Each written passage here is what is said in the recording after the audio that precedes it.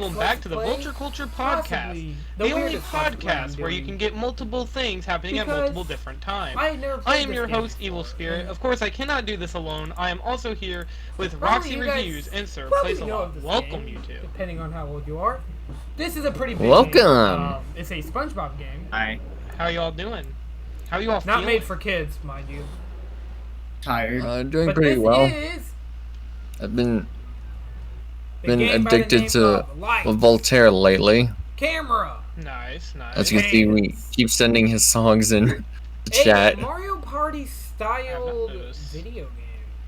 I am pretty. But with SpongeBob characters, I'm a little bit of both. I'm a little tired, but I'm also heavily addicted. I got right back into the swing with Vampire Survivors. And why they're doing what they're doing. Well, for the most part, I wouldn't know why Squidward would be doing it. I understand why Mr. Krabs, because there was an episode of it. Alright. I'm glad that we're all doing good. So today's episode of the Vulture Culture Podcast, we are doing another list, the first list of Season 2. We are talking about our top 5 favorite movies. I feel like ever since, I know we had a comment in Best Video Games, if we were ever going to do top 10 movies. But I feel like if we did, that would have been, a little much. I don't watch a whole lot of movies. So I didn't really feel like it'd be a good idea to do top 10 movies this year. Maybe one year we will go around to doing that, but instead we're doing top 5 favorite movies. Oh, I think I remember that comment now. Yeah. That was like really early on. Too easy, I'll switch it up. So we didn't do that, but... I'm not going to mention who made it, but he's a complete lunatic. Anyway. Medium. Everybody will be warm. So yeah, we're doing top 5 favorite movies. I feel like we were really delaying this episode. Like, I mean, we never did it. We didn't do it for any specials in Season 1, because now we're in Season 2, and now we're finally getting to it. We did favorite shows before that, so, I think it's a little crazy, though. Here we that go. Took us a while to get camera to it. pants. As most of our... I hope this game's actually pretty good and done now. Like Yeah, the big trilogy of visual media. Yeah. Well, aside from comic books. Top 5 favorite comic books. Sounds like Future Foundation, my favorite comic book line. Okay, anyways. Actually, I think Tom Kenny voiced him. Sorry. So, we obviously have our standard rules, no double entries. Because, then we would probably have a list of every Toy Story movie, every Shrek movie, So, obviously that's not allowed. Honorable mentions can go against the rules. Along with that, this is more for worst movies, but whenever we eventually get around to that, we won't pick, like, bargain bin bullshit. But here, I mean, I know this is also, I guess I should say for this, this is not the definitive best movies ever created, because we haven't watched every single movie ever created, so just a little FYI in case anybody thought we were going to just go over like Citizen Kane, Interstellar, all that stuff. We're not. There's this one movie that I've seen that I like more than any of the ones that you mentioned. Therefore, you're wrong. Exactly. We're not doing that today. And I know there's going to be like one or two idiots who are like, "Oh, you should diversify your taste. All of these are just kiddie crap." Like, fuck off. Yeah. Don't come at our channel. Yeah. Don't do that. That's very mean, and I'll cry. I will cry live on camera. I don't want to cry. Delete your comment. How's that? Yeah. I'll just be really mad. Anyways, we're not gonna be. This episode's gonna be very different because, well, actually no, it's gonna be a lot like top 5 favorite TV shows, where we won't obviously be using clips from the TV show, because if that was the case, we might get hit with a little thing called a copyright strike. I don't want to get hit by a copyright strike for this channel. Basically, especially since they're not monetized yet. Yeah. Also, we are on the big episode 30. We have done 30 of these episodes, so I feel like I gave it a good enough time to wait to do this episode. So hopefully you all are excited. I'm very excited for this episode because the order we're going to be going in is we're going to go Sirplayalot, RoxyReviews, then me. Because I don't really share my favorite movies of all time that much. Because I Like, literally, if you go look at my letterbox right now, my favorite movie is Fuck. Like, in that order. Because I'm very mature. Anyways, before we get started, does anybody want to say anything? Oh my gosh, it really is spelled like that. In that order, Fuck. I realized that my letterbox did used to host my favorite movies list, so I changed it last night so that nobody came in and... Mine still does, so the order of that will be different from... I'll change the order once this episode comes out. Alright. My order is going to just stay the same for the rest of my life on Letterboxd. So, with that all being said... Swat that away. Sir, let's start with you. What is your honorable mention? My honorable mention. Wasn't sure whether to put this on here or not, but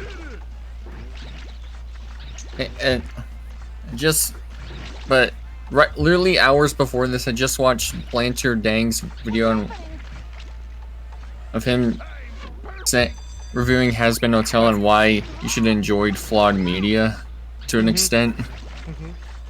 Yeah, really good video, by the way. Yeah. Same here. Okay. That's a lesson I never needed to learn, as evidenced by this channel. Oh God. Anyways, continue. Sorry.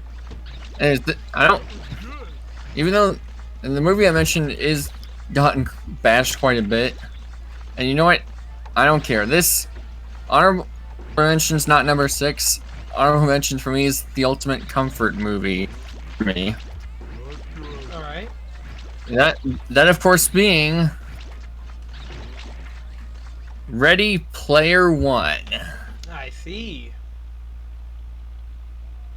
I haven't seen it, so I can't comment. Well, actually, I'll mention that later. Anyway, I really enjoy Ready Player One. First of all, first to get the big thing out of the way, it's not a gigantic advertisement. Like, for what? What are they? What, VR headsets? Like, no. Especially since they're not exact with this movie. Then for what? Well, also Giant? VR headsets are not one brand. Yeah, exactly. Also, where do they put stuff like the Iron Giant and shining in your face? Like, yeah, ad for what? New Shining, new Iron Giant? That's not happening. What are you people on about? I don't... You are a really big fan of especially crossovers, so I can see why this. Yes, especially in this day and age where people just oversimplify a lot of them to just being just gigantic ad, even though they don't specify an ad for what. It's stupid. And plus, the crossover thing aspect works as it's, for the most part, ties into the story really well. This being a ultimate escape from the shitty reality of the 2040s, which, knowing how this country is going, it's probably going to head in that direction. Oh, the direction boy. where people just stop trying to fix problems and try to outlive them. Yeah. But there's even the tagline for this movie on Letterboxd: "A better reality awaits."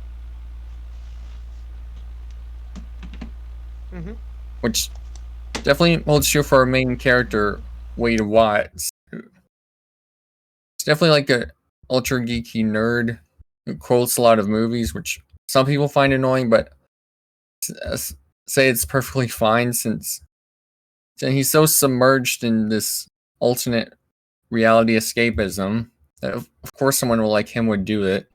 Hell, it's something I do a lot. I do a lot. A lot. And plot's really cool with it being a gigantic Easter egg hunt, essentially, to whoever controls the Oasis, being the virtual reality world. Sure, like, why would you make that an Easter egg hunt? Well, because you can't just No, can't easily give it away to like. Because this is a legitimate question. I haven't seen the movie. Challenge. Yeah. Oh, sorry. I say it's mainly because of the challenge, so that it doesn't easily fall into the wrong hands, like IOI. Like this. Also, I like him and the other characters. They're pretty cool, and yeah, it is.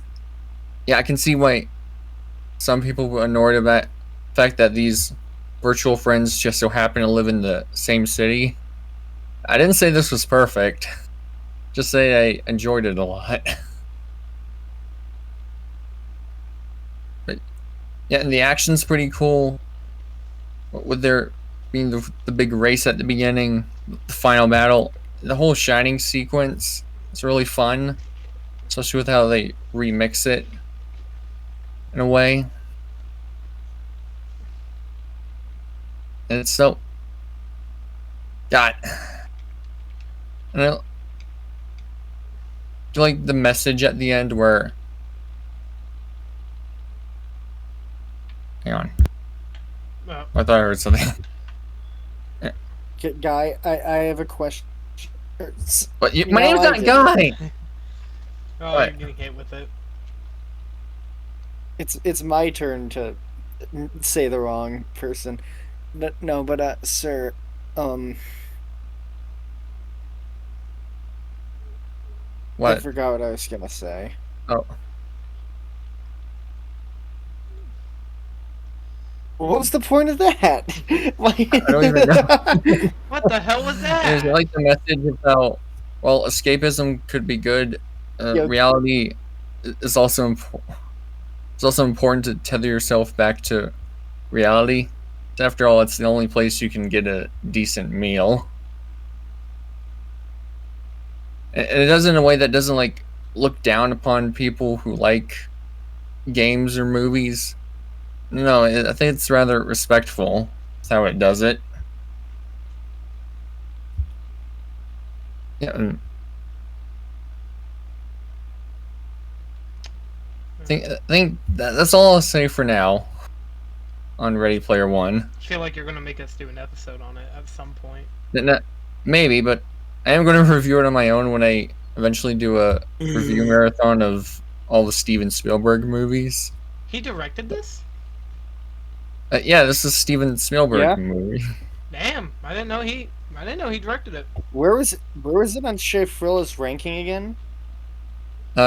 He ranked it in between the BFG, which was lower, and the Lost World, which was higher, which is kind of unfair. Like that, I feel like Schaefer's being a bit too harsh on this movie.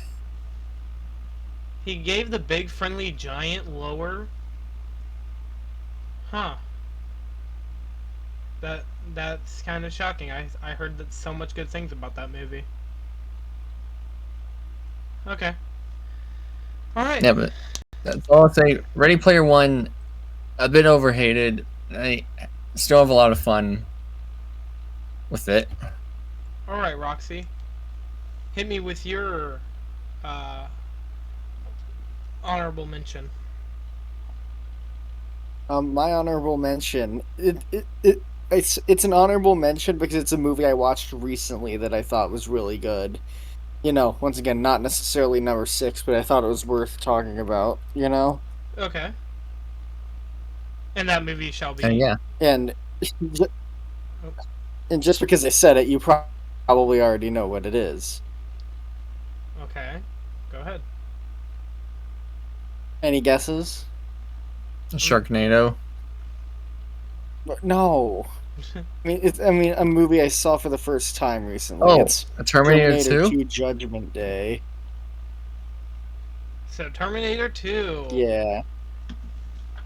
Yeah, this is a really good sequel, I think. It's cool that they took the big bad robot from the well, it's not the same version of him, but it's like a different version of a different version of the same model, you know? Mm-hmm. not the same, but it's not the same specific robot. Does that make sense? Yeah. Yeah. I liked it. I liked it. They basically did like a, what if the villain from the previous movie was good now and had to team up with the protagonist? Sorry, and had to protect the protagonist from an even worse villain. Because the guy who's chasing him around throughout the movie is borderline invincible. Oh, did you? Which is. Oh, continue. Sorry, I was gonna make an invincible joke. It's which is crazy because the Arnold Schwarzenegger Terminator already seemed invincible in the first movie, but the new guy is so much more advanced, and it's not in like a, oh well, look how weak this one is, sort of way, you know? Yeah. Yeah.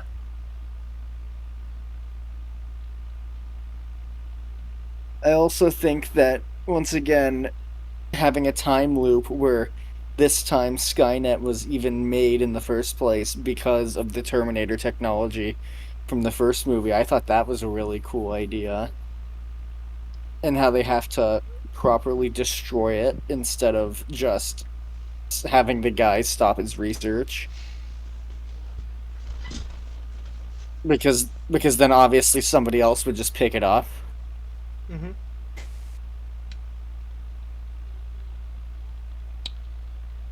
Is there? Oh. What? Oh, I was just wondering if you had any more to say. Sorry, I didn't mean to try to cut you off.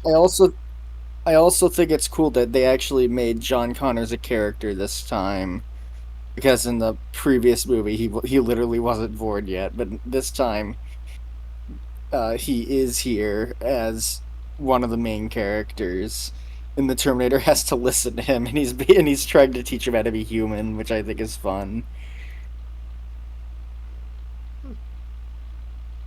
I also like that Sarah Connor has clearly become a much more action hero-esque character since the last movie, because she knows what's coming, but nobody will believe her. So she got put in like a mental asylum and they have to break her out. I thought that was cool as well. Sounds very like it makes sense. It makes sense as for where everybody ends up, you know? Yeah. Yeah. I need to watch the Terminator. What do you two think? If you've you haven't seen it? I haven't seen any of the Terminator I think movies. I think it's an incredible sequel. I have only... I even had it as honorable mentions in the top 5 best sequels, favorite sequels list. Yep. Oh, cool. Yeah, plug. Go watch that episode. The only special I really did not give a shit to edit because I was burnt out from. Man, the more we do list episodes, the more we're just gonna end up talking about the same things over and over. You know, that's what I was saying with this one. I really went fully out of my way to make sure I would not be referring to anything that we've already talked about. But that changed today. Anyways, do you have anything else you want to add, Roxy? The fact that Arnold Schwarzenegger Terminator walks into a restaurant naked and somebody looks down and smiles implies that he was built with a robot dick. That is it's very heavily implied, yes. That's kind of I don't know, I just thought that was interesting that was there and that they put that in the movie. Of all things you could put in that movie, why a Terminator cock? Is the best question. Well, because it's awesome, duh. The real shame they didn't show it. 0 out of 10. Well, you have to watch Jingle All the Way to see it. Oh, okay. Okay. No, I'm gonna put the GIF in chat. Like, you don't actually see it in the movie, but there's a shot that really accentuates his bulge. Oh, okay.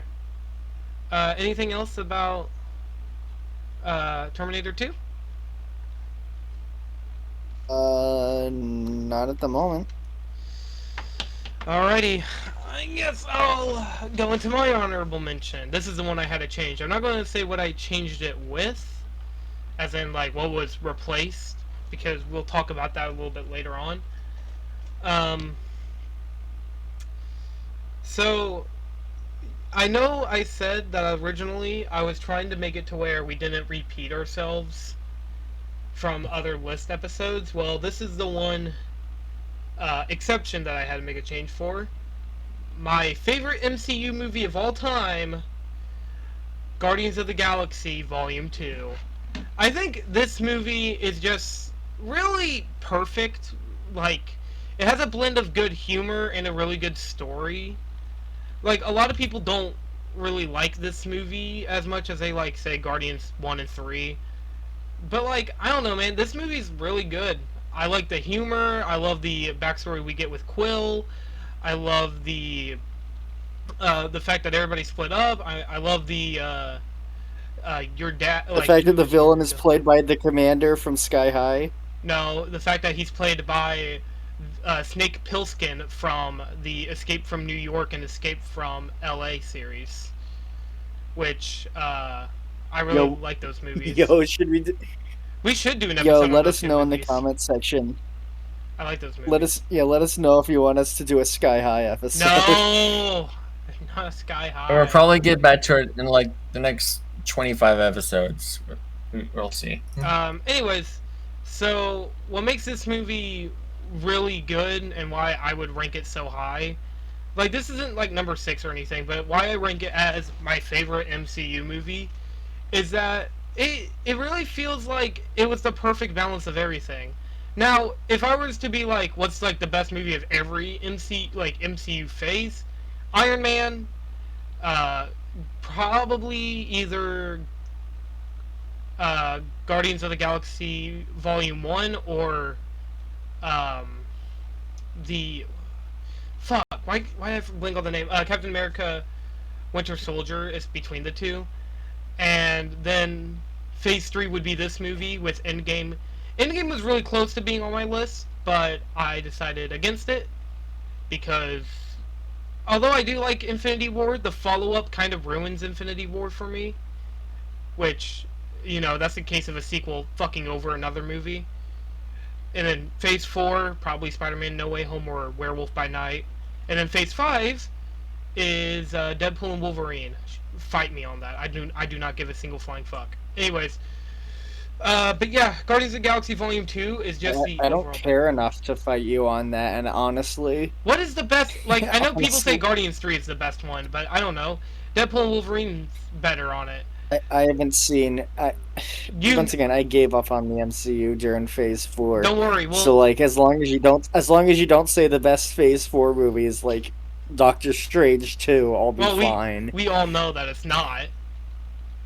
But anyways... we all know it's not Thor, Love, and Thunder either, but... or She-Hulk. Or She-Hulk, but that's a TV show. Anyways, we're getting a little off topic. That's not a movie. Yeah. But, yeah, out of all those projects, I don't know. Phase 3 was such a good phase, man. Like, Thor Ragnarok was a really good movie. I know Love and Thunder does take it down a peg.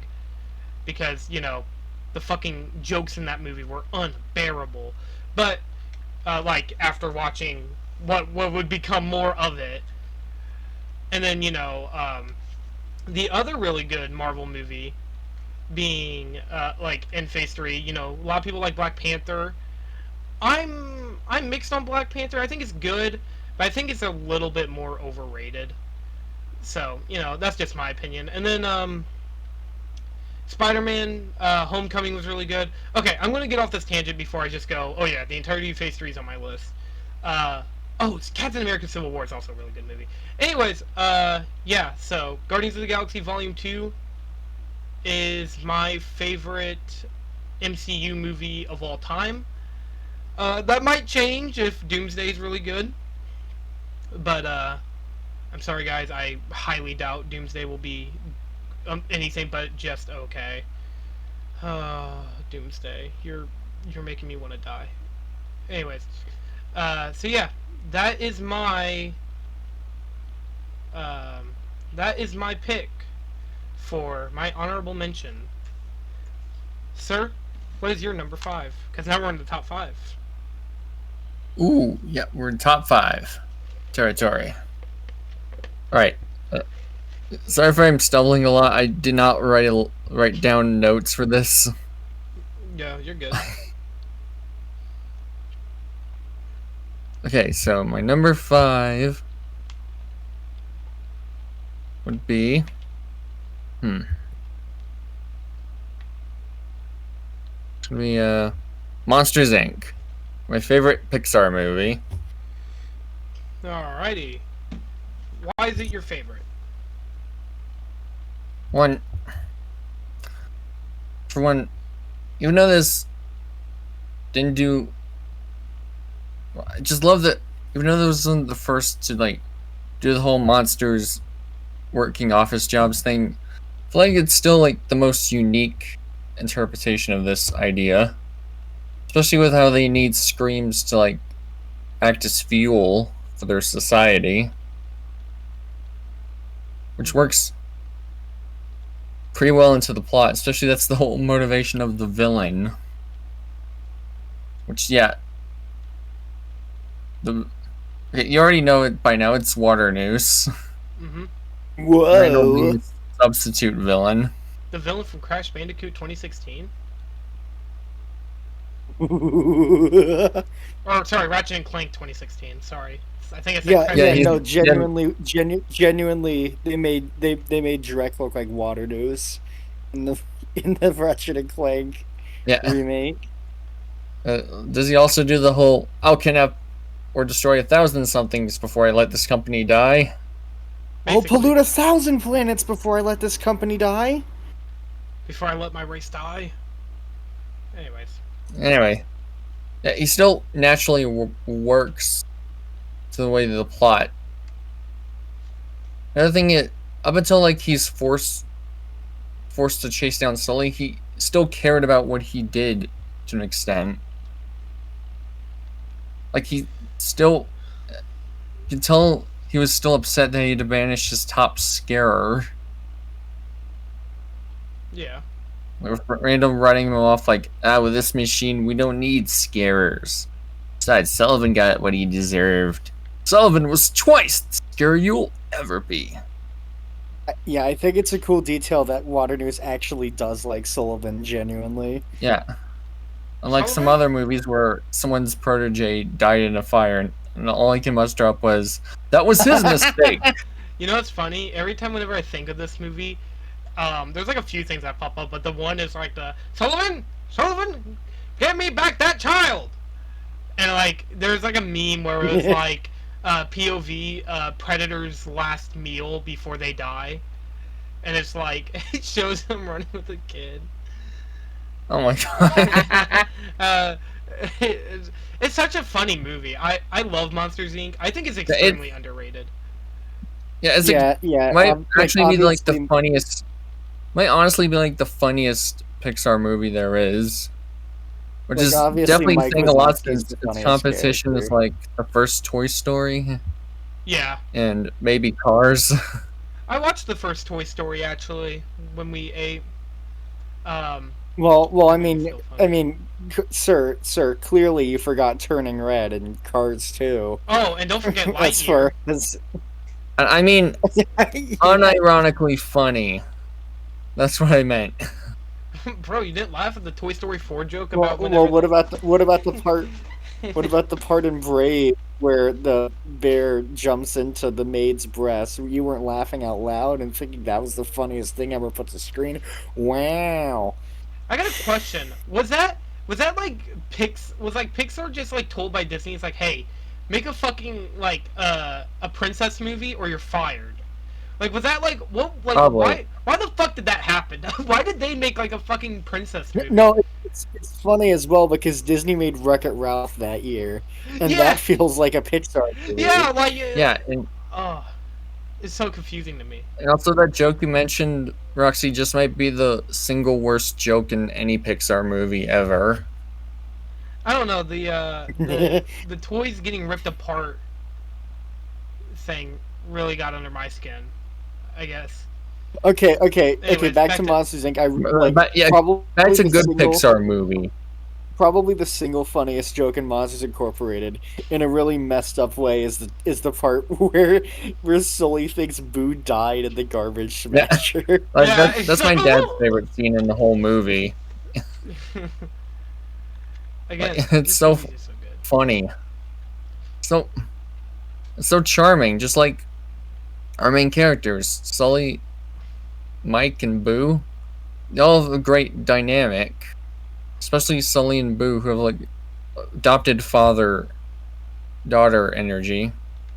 Makes it even more heartbreaking. And then Mike is the wacky uncle. Yeah.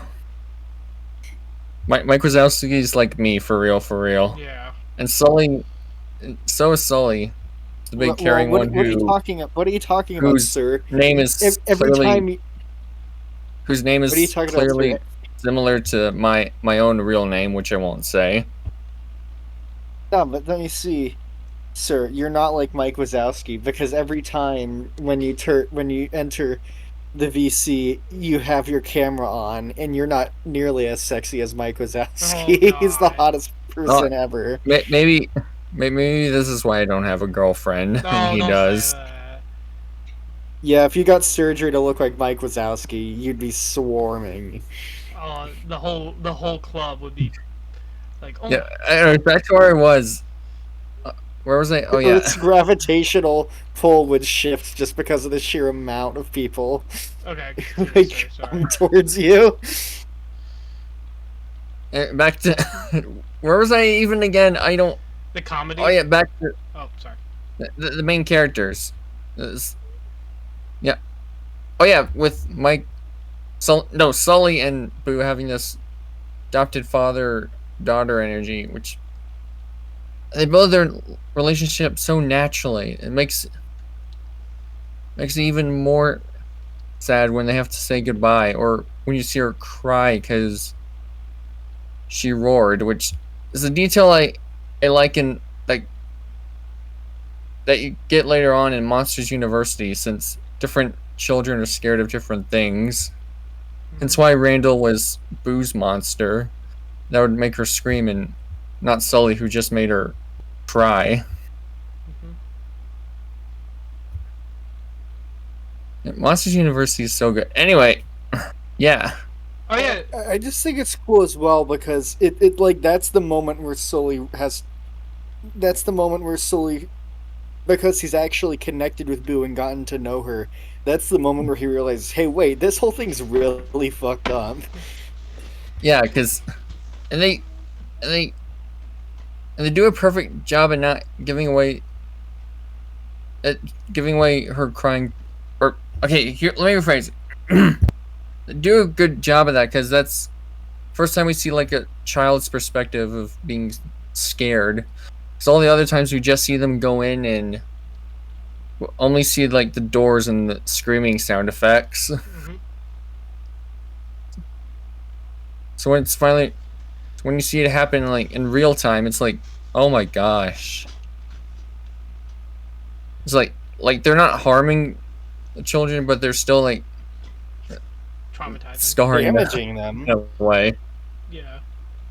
One of the many reasons why they end up switching to laughter, which is also perfectly utilized. Like, especially during the climax, where they switch from door to door. Like, it's convenient that laughter is more powerful than scream, but one, it makes sense in a way because it's still an auditory thing humans do. And two, like, it's built up throughout the movie too, so it doesn't come out of nowhere that laughter is more powerful. Yeah, because when she laughs, doesn't like the entire fucking place go up the fucking face? Yeah, like it overwhelms the apartment so much that it just blacks out. Then later, it turns on all the doors in the factory. Oh, the song. I'll get back in there, or so help me. That song. Put her back. Put that thing back where she came from, where it came from, or still help me. Seriously, the music is really great. Like, it's so upbeat, jazzy, perfectly fits with the company vibe they're going for.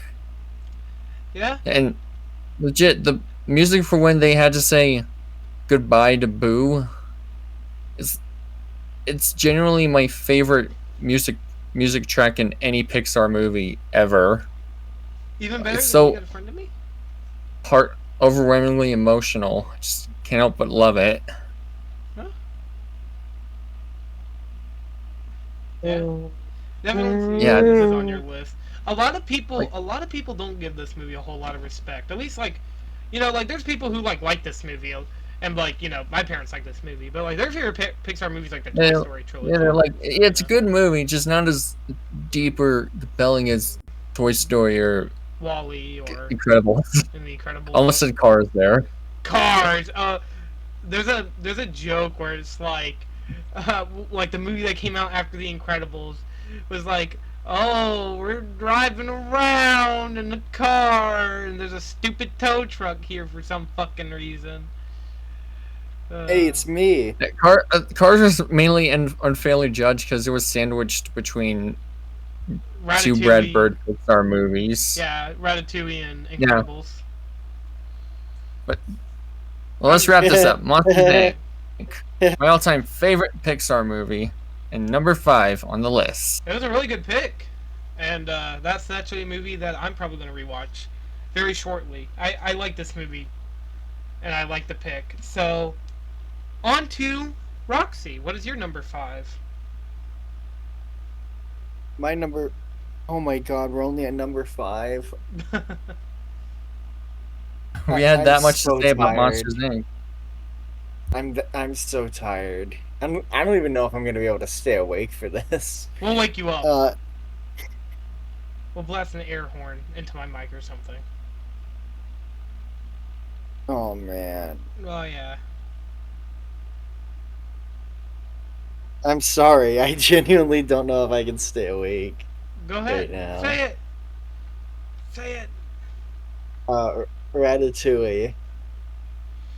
From one good Disney movie to another, or Pixar movie to another, Ratatouille. Wowie and during Zowie, Pixar's golden years, nonetheless. Wowie Zowie, it's one of the two that's like around Cars that you mentioned. Yeah.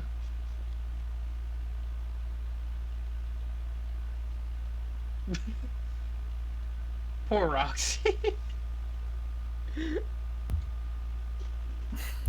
So, what do you like about... Okay, for context, I literally moved into a dorm room today and I had to get up at like 7 in the morning. Hey, I had a whole lot happen today, too. Don't worry, I get it. I get up at 6 in the morning just to catch the city bus to my film school. All right, so why do you like Ratatouille? There's like a rat and there's like a guy, and he like marionettes the guy, and the movie is it's them like doing stuff in a restaurant, and it feels I don't know how to describe it. It feels kind of like a documentary, oddly. Is that weird? Does that make sense? Not at all. No, it makes sense. Yeah, I think that's cool. And I like that the other employees don't want to work for a rat. And they quit, and then Colette comes back. I like how they closed down the restaurant at the end too. Yeah, because that makes sense. Yeah. Like, it wouldn't make sense if that didn't happen. Yeah, I just thought it was funny. Like, yeah, of course they want to keep the restaurant open. It's a fucking rat. And then they beat up the food reviewer. Rat. I like rats. What about you? You like every animal, and no, I don't like rats. That's why I have 2 cats. I don't like dogs.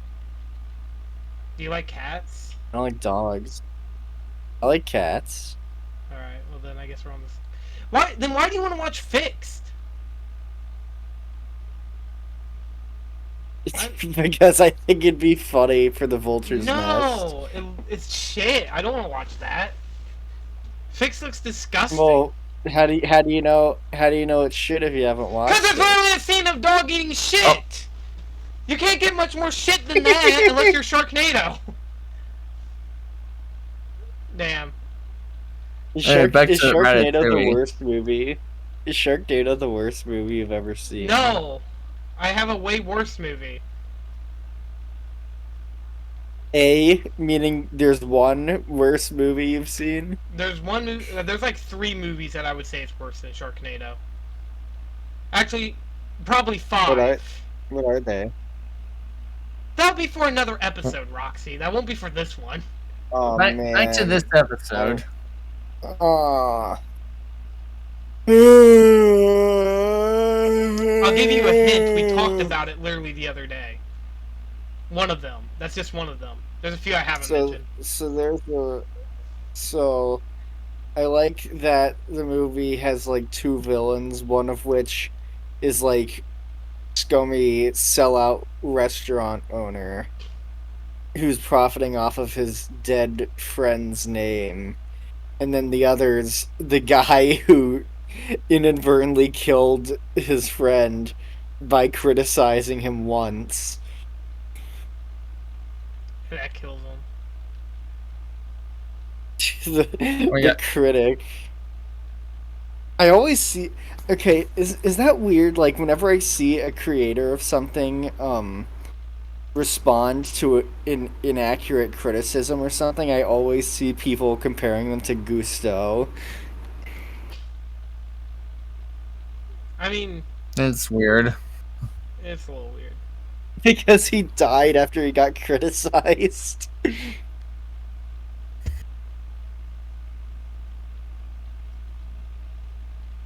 Mm-hmm. I like that Gusto's just a figment of Remy's imagination. I'm sorry, I'm running on fumes right now. Oh man, we're getting another... I sound drunk. It's alright, just keep going. Caroline, it just cuts, and then it has Caroline go, "Hi, I'm Roxy. Howdy, howdy, howdy." God. Anyways, so you like Ratatouille? Do you want me to just take the microphone from you now? And then I'll go on? Yeah. Give you a minute. Okay, I'm gonna be especially bad in this top episode because of how exhausted I already am. Alrighty. Well... So Roxy liked Ratatouille. Sir liked Monsters Inc. Monsters Inc. I'm not doing another Pixar. I'm not doing a Pixar movie, but I am doing something kind of close to Pixar. My number 5 is my favorite Disney movie, Mulan. Man, I don't know what to say. That's a good movie. Such a good movie. The action, I'm not gonna lie. I love like Chinese culture and mythology, along with like just stories of it. Believe it or not, one of my favorite books, for as funny as it is, it's The Art of War by Sun Tzu. I love a lot of like just East Asian culture, South Korea, like South Korean, even to an extent, I like learning about how North Korea operates as well. So like, you know, just that kind of stuff is just something I like, and you know, Mulan just does a really good job portraying it. Believe it or not, fans, we were talking about, you know, like, well, we weren't, this was a while ago, but we were talking about like some of the, like our favorite games, like when we were talking about like our favorite games lists. Around that time, I was playing through Sekiro. I haven't finished Sekiro, and I don't think I really plan to right now, but that game's really good at explaining Japanese mythology. And then Black Myth Wukong came out last year. I haven't gotten to it, but that's apparently a story from Tales from the West. And It was a very, like, you know, like a lot of those I really love. Along with that, I like Morshu. I love all the characters. I can't name them off the top of my head because it has been a while since I watched the movie. But from what I recall, it's really funny. Mulan's a really interesting character. Shang? Isn't that his name? The main Shang. commander? Yeah, I was about to say Shang. Yeah. He's a very likable character, and you definitely get where he's coming from. It was at a time where women weren't really allowed to fight. The men had to fight, which it was for the rest war. of the main villain. The rest of the friend group is also fun. Yeah, they're fun. I can't remember their names, but I love the fact that, like, they're like the Three Stooges in a sense, and the music's also really good. The animation, I love the animation in this movie. Spoiler alert, this is the only animated movie I have on my list. But I love... That technically make it your favorite animated movie? No, actually. It's only my second favorite animated movie. There's a few other ones that come close, and I'll talk about why this specific one isn't on my list later. But, Is it because we've already talked about it? And it's Toy Story 2, isn't it? Maybe it is, maybe it's not. We'll talk about it later, near the end. But yeah. Okay. I think it's gonna. I think that makes me think it's Toy Story 2. But yeah, the movie is very well paced. The humor is really funny, especially when Morshu. Yeah, you forgot to talk about Mushu. Yeah, no, I said he was one of my... Limp oil, ropes, bombs. You No, want it? It's I yours, said he was a very funny character, as but, long as you have but enough my favorite joke is when he gets shot at the main villain but miss, and you just hear him as he's getting, like, shot into the cliff, just, "You missed! How could you miss? He was right there in front of you!" He was free you. Yeah, and then you just hear, and you know, Mulan's just a very awesome character, and the song "Be a Man" is a really fucking good banger. I'm not gonna lie. Let's get down to business. To defeat the Hun. The Hun. They get Did they send me daughters? But anyway, When I asked for sons. But along with that, the movie also has a really good villain.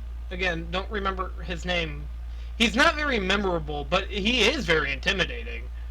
And the climax in the movie, whenever we see him come into the foray and destroy, like, the town with with Shang's father and his army, was really was good, especially when they didn't talk and it was mostly just silence. They even kill a guy.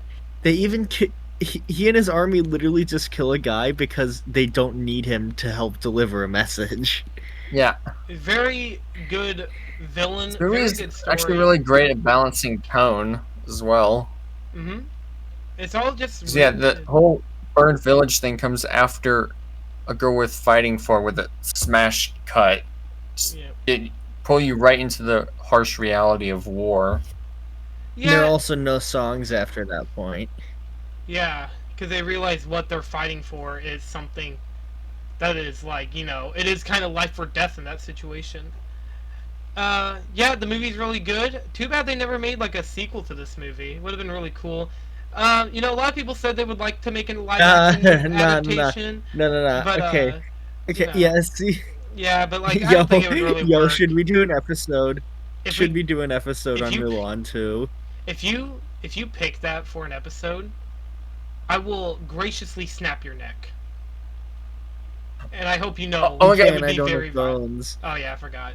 Oh my god, anyways, oh my god, Henry Cavill Superman? Exactly. Anyways, that is my number 5. Sir, what is your number 4? My number 4.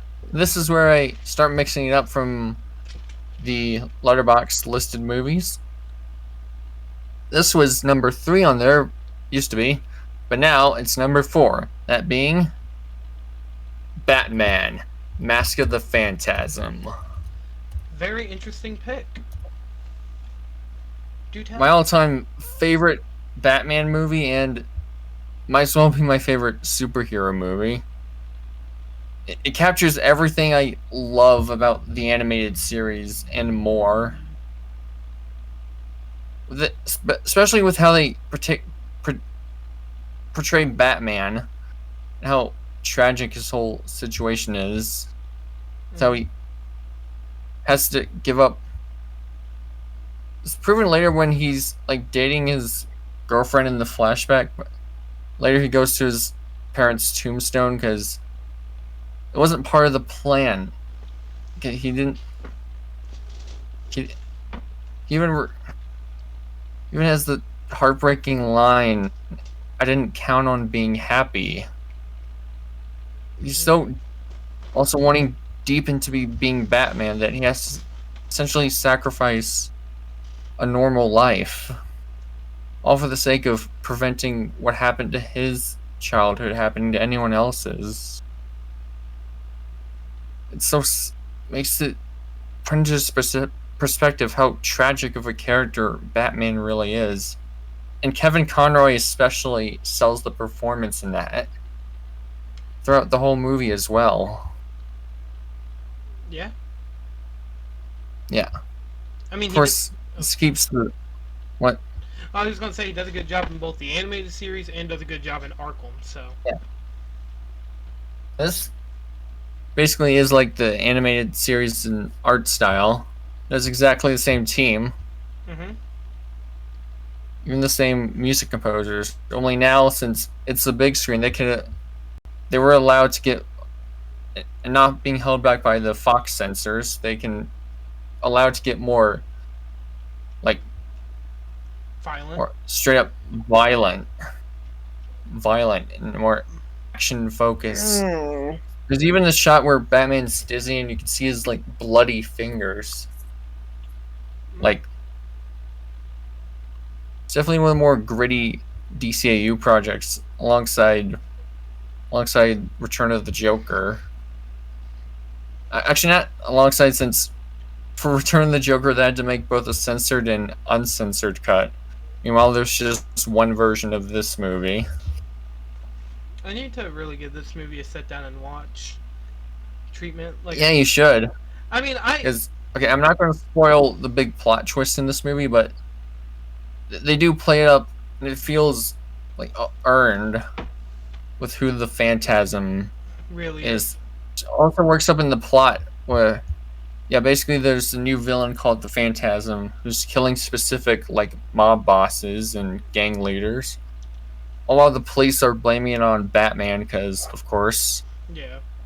Like I said, we get various flashbacks like throughout Batman's early years, and how he could have gone down a path of him not wanting to be the Dark Knight anymore. And of course, Phantasm isn't the only villain. They of course have Mark Hamill as the Joker. He doesn't feel shoehorned at all. He feels like, again, because another plot point I can't mention.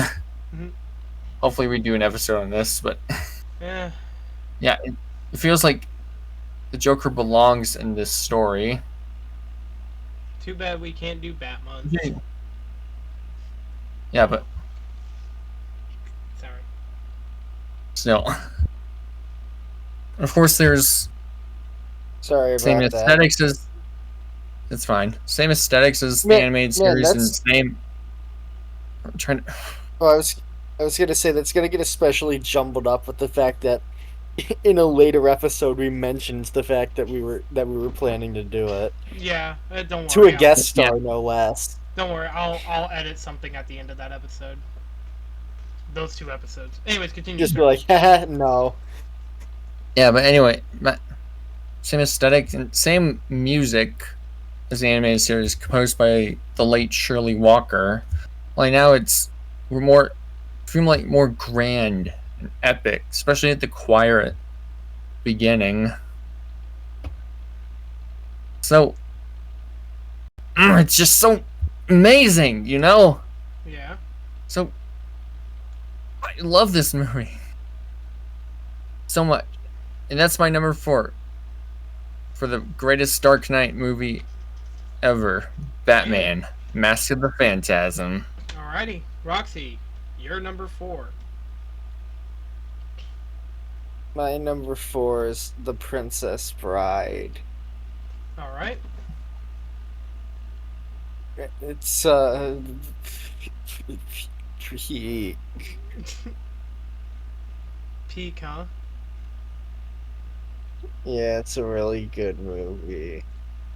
Do you want to ever do an episode on The Princess Bride, Roxy? Yeah, we could do that. That'd be fun. Oh, maybe someday. Just pull the magic hunt. I haven't watched it, at least to my knowledge. I think I've seen a few seasons. you're just like, maybe someday, if you don't choose Sharknado 2 or... I wish you allowed me to blacklist all the Sharknado movies. Just let me blacklist them. Because I do not want to watch any of them. Nah. They're so shit! I don't... Okay, continue, sorry. Talk about a movie that isn't shit. Sharknado 2 should happen at some point. Alright, go ahead.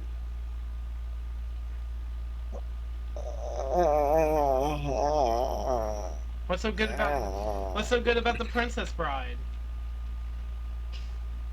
It's like really campy in a good way.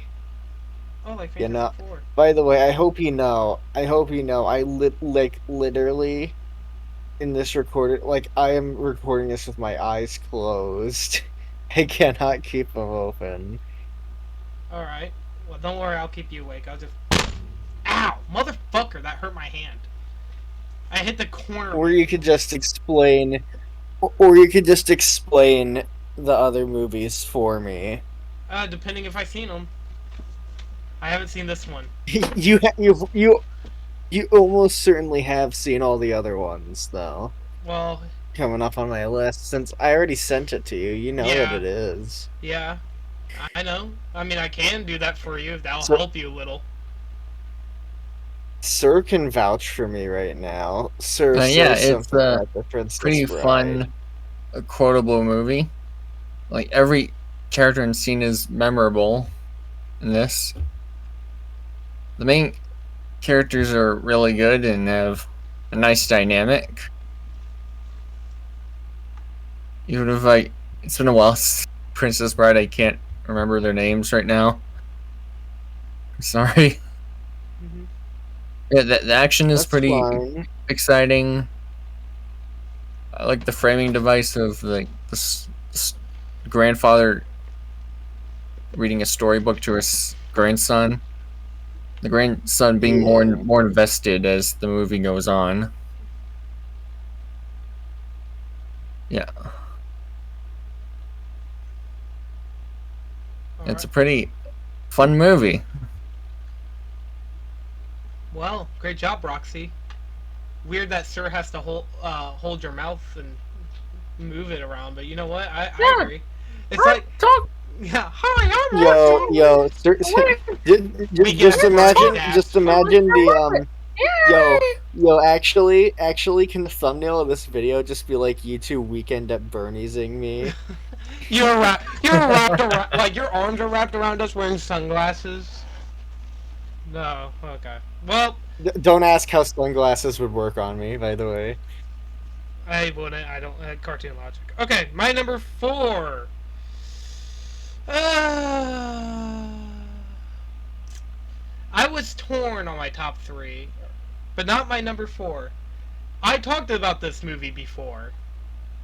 It was in a YouTube review on EvilSpiritReviews. That's where you can get all the latest news. Even though the episode's 3 minutes long, this segment will be longer. So don't worry. It is The Blues Brothers with Dan Aykroyd and John Belushi, baby. This movie's fucking hilarious. It got me well, technically, what? Isn't that Ray from Ghostbusters? Oh yeah. The movie basically follows the Blues Brothers trying to get money for this orphanage, for this church to remain open. So they go on this quest that they believe is from God himself.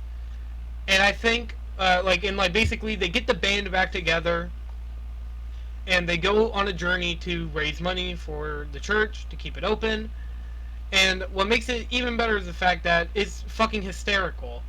There's literally a part in the movie where there's these fucking neo-Nazis on a bridge, and the Blues Brothers are just sitting there in a traffic jam while these guys are protesting. So instead of, waiting or whatever, instead they just drive right through the neo-Nazis, making them all fall into the water. Base. Along with that, the music in this movie is probably my favorite soundtrack for any movie. And yes, that is crazy to think about, because this movie didn't introduce me to the Blues Brothers. I actually watched impersonators play the Blues Brothers. If you don't know who they are, Dan Aykroyd and John Belushi were both Saturday Night Live performers. I think John Belushi was one of the first few people to start on it. Then they started playing the blues. They played one performance as the Blues Brothers, and then they were able to get a movie out of it. And what makes this movie even better is the fact that it actually helped soul and blues artists, specifically black artists, get a little bit more recognized, if I remember correctly. Yeah. Along with that, the Blues Brothers also had a really rich history with keeping jazz and soul alive. Not only that, I believe, what's his name? James Brown appears in this movie. He plays the song in the church whenever they realize what they have to do, and that is get the band back together. But yeah. Dude, we're getting the band back together. Along with that, the movie literally starts with Dan Aykroyd picking up John Belushi, which, by the way, their name is hold on, I got the poster. James and Elwood. Was it James? I keep wanting to call him Dan Aykroyd and John Belushi. But it's... They're called Elwood. Yeah. And Jake Blues. Jake. I don't know why I called him James. Anyways, I can't believe I forgot that. Like, that's their stage name. But, like, I always just call them by their actors. Because that's just how I remember them. Along with that, this is one of the few movies I actually have posters for. I got one right here, and then I got an original movie poster from a movie that is sealed in a plastic wrapping. Along with that, I own this Caroline, movie. We can't see what you're pointing at. I'm just saying that I have one. And my eyes are closed anyway, so along with that, I literally wouldn't be able to if you did show us. Along with that, this movie also is extremely cheap. You can buy this movie and watch it literally right now. I believe it was on Netflix for a while, but then they took it off. The movie is very good, very funny, and I would even say to an extent, it's very iconic. They did make a sequel. Yeah, I was going to ask you that. What are your thoughts on Blues Brothers 2000? One of the most absolutely disrespectful movies of all time. All I know about this movie is that they have a little kid sidekick, and at one point they fight a Caribbean witch who turns people into rats. It sounds like an Indiana Jones movie. It's a fucking horrible movie, and I hate it so much. Yo, wait, rats? Like earlier in the movie, what would you do if you were turned into a rat? Kill myself. Anyways, so yeah, that is my number 4. Oh my god! Sir, your number 3. Okay, and my number 3, which you mentioned you had a poster. I also have a poster for this movie. Mm-hmm. All the way back next to my MLP poster. It's at one point, this was my favorite movie for the longest time, but now it's changed in recent years. That movie, of course, being the one and only Jurassic Park. That's a pretty good movie. I like Jeff Goldblum, especially. He's the best character. Yeah, all the actors are like perfect choices for their characters. They're so... Sam Neill, Laura Dern, Jeff Goldblum, Richard Ottenberg, rest in peace, Bob Heck, like Wayne Knight, Samuel Jackson. for their characters, Alan, Ellie, Tim, Lex, Nedry, Ian Malcolm, John Hammond, they're all great characters in their unique way. Especially with Hammond, I mean, not Hammond, Grant, and how natural his arc is from not wanting kids to like being especially Dennis Nedry, because Wayne Knight is hot.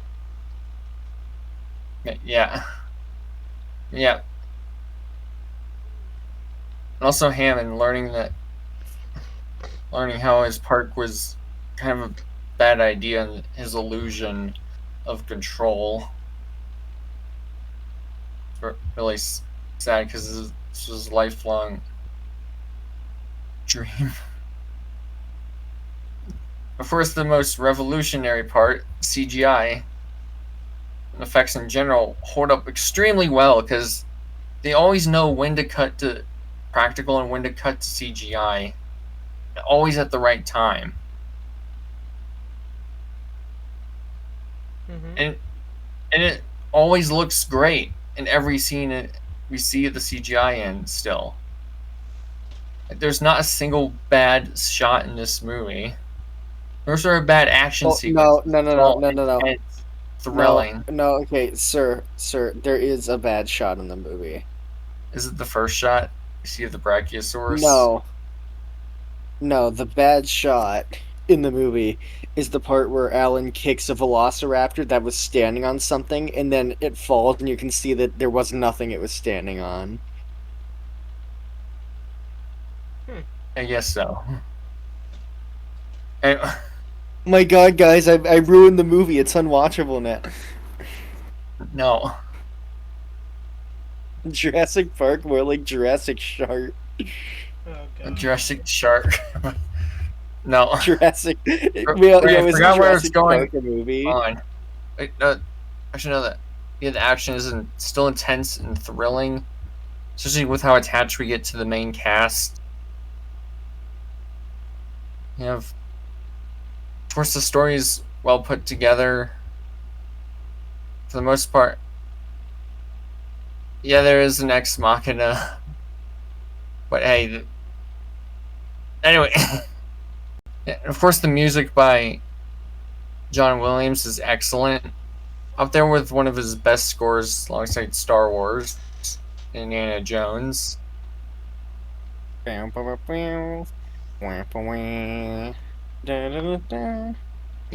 Oh god. It's just one of the best put together movies, in my opinion. And for a while, this was my all-time favorite. But it's been changed by the next movie, which we'll talk about soon after. Alrighty. Roxy, what's your number 3? Yeah, what's your number 3? My number 3 is Shrek 2. Oh yes, the very good and very high class sequel. Here, don't worry, I'll be your mouth real quick. So guys, yay! So what's so good about Shrek is the fact that the movie follows up on like Roxy really well. Sorry guys, I have a cough. Anyways, so I mixed Why am I Pinocchio? You turned into a Muppet. So why am I Pinocchio? We'll be talking about this movie in a later day, but for now, let me leave you with this. The movie basically follows up Shrek really well. The great-grandmother, or the fairy-godmother, is a really good character. I'm sorry guys, my voice is living.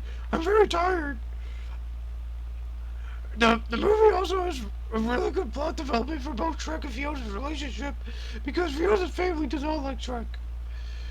It's very good world building. You sound like Doofenshmirtz if he was high. I really like the fact that this movie also really brings into this front lines of the Gingerbread Man and Pinocchio, even though they really didn't have a whole lot to do in the first movie. What do you think about it, Caroline? Oh, I think the movie's actually pretty good. If I had to say any more about it, other than just wait till we talk about it in its own episode that'll be coming soon this season. The characters are very fun and unique. Yay. They feel really built up from the first movie, and even then, I really think that this movie is just what you should do with a sequel. Keep building out the world, expand the characters, put them in new and unique situations, and also, lastly, make the main villain really good. Yeah, I agree, Caroline. Anyways, guys, that's all I gotta say about Shrek 2. Anyways, like, comment, share, subscribe. Go subscribe to Evil Spirit Gaming. Also, I really hate Sharknado. It's a fucking shit movie. God awful. Whoever made that movie fucking sucked. That's not true. That's not true. Whatever I'm saying is not true. Or whatever you were saying was not true. Whatever. Yeah, you're doing a Pinocchio impression. So when you say you're me, your nose will get longer. Anyways, all right. Is that all you had to say? Oh, sorry. Yeah. Is that all you had What to say? What would your actual impression of me sound like? Talk one more time. What would your actual impression of me sound like? I don't really know. I kind of just think trying be a little to bit go all like relaxed tone, like, hey guys, did you go to the weird store? It is super cool, man. Why is Soul Calibur 2 Bro, on the I don't Nintendo know. GameCube? I don't know why I'm giving you a California accent. I don't know why it's Dude, that's like the exact. accent. That's California's like the exact opposite. What the? How did you mess that up? Anyways, I know. shall we move on? Or did you? Yeah. I don't know if I did a good job in giving out your thoughts, Roxy. Like, I mean, couldn't understand anything you said. Well, basically, I just said that the characters were really well built up. They brought in another really good villain, and the movie's just all around a good time. And also, there's really good music in it too. Because I mean, also along with that, it was really cool seeing the dynamic between Fiona and Shrek's relationship, especially with the fact of the twist reveal of Fairy Godmother. So yeah. Sorry for the accent, folks. I know I probably killed your eardrums. Alright! Anything else? No? Well then, let's move on to my number 3, I guess. Guys, can we call this Roxy's sick day? I'm not actually sick. No, it's not your sick day. You don't get paid for sick days. Anyways. Can it be my tired day? No, those don't exist. You don't get rest days. What's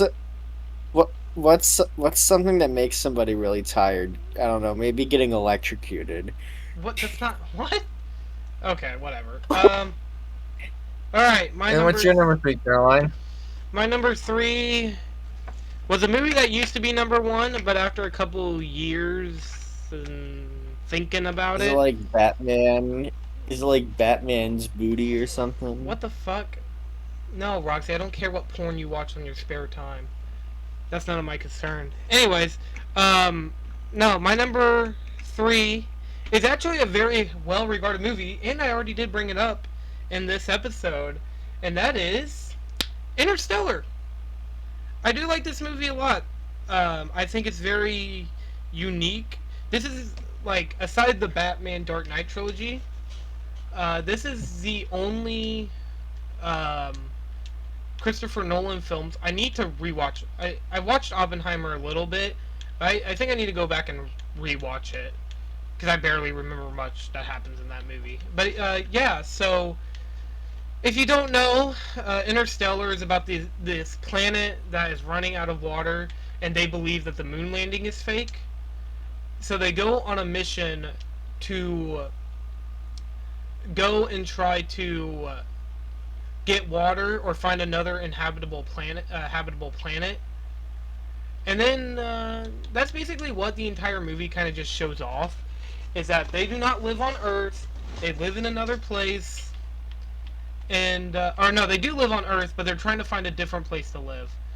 So basically throughout the vast majority of the movie, it's this father. He goes into space, and they go to a planet where basically time moves faster there than it does anywhere else. So when they try to leave, they their ship gets stuck, and they stay there a little too long. And then when they wake up the next morning, or like when they actually get back up there, their friend went to like a cryosleep stage, and yeah, his friend is basically like his family, who's been writing to him, tells him all these things. Most notably, his son finds a woman to get married to, and she got pregnant. But then it turns out that the baby died.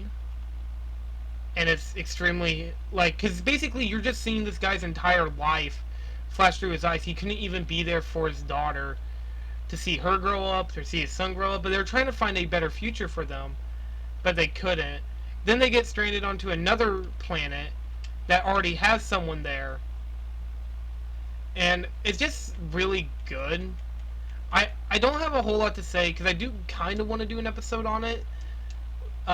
So, you know, but it's such a really great film. And that ending, man, made me cry. I'm not going to say what it is, because I don't want to spoil it. There's already some I already have spoiled, but that's just a general taste.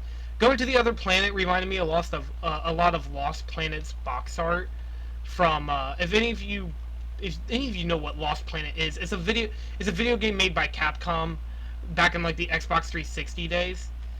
But yeah, it's really good movie. Christopher Nolan did a good job on it. I'm gonna rewatch Oppenheimer. Maybe that movie will surpass it. I don't know. Interstellar was really good. I think it beats out the entire Dark Knight trilogy for a lot of reasons I'm not going to get into. Not yet, at least. But yeah, Oppenheimer. Interstellar.